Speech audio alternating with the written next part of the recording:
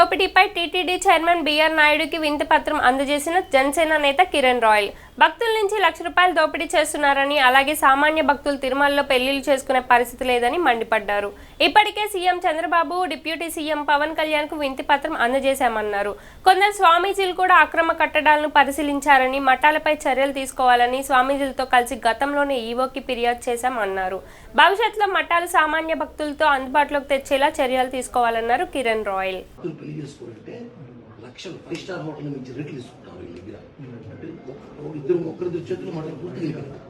వాళ్ళు ఏం చేస్తున్నారంటే ఒక చోట 10 మంది పెళ్లి చేయాలన్నా 100 మంది పెళ్లి చేయాలన్నా లక్షలు కట్టాల్సిన డబ్బులు, లేదంటే పెళ్లి చేయాలి కొనపోయిన భక్తులు ఆ బిల్డింగ్ పర్మిషన్ కానివ్వండి. ఇప్పుడు ఏడ కొట్టేయాలని చెప్పి కూడా వాళ్ళు లీవులు పెట్టి పారిపోయారు కొంతమంది కూడా. దాని మీద మీరైతే కరెక్ట్గా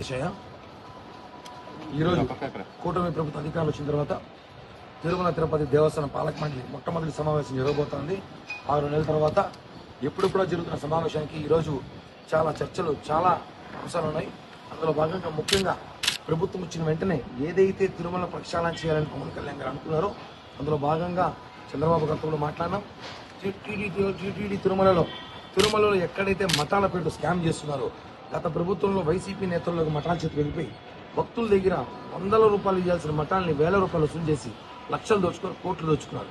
ఈ విషయాన్ని గతంలో మేము చాలా పెద్ద ఎత్తున పోరాటం చేసిన తర్వాత కొంచెం తగ్గినట్టు నటించారు, కానీ ఎక్కడ కూడా తగ్గలేదు.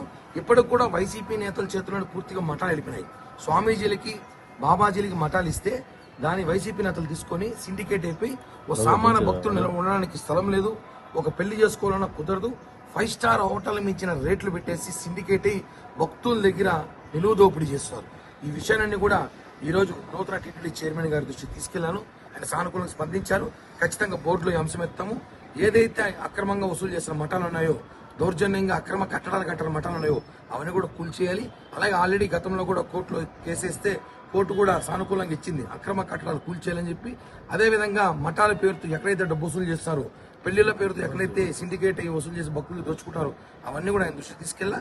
ఖచ్చితంగా బోర్డులో మాట్లాడి దాని మీద చర్యలు తీసుకొని భక్తులకి న్యాయం చేసి భక్తులకి అన్ని విధాల సౌకర్యాలు ఏర్పాటు చేస్తామని చెప్పి కూడా హామీ ఇవ్వడం జరిగింది.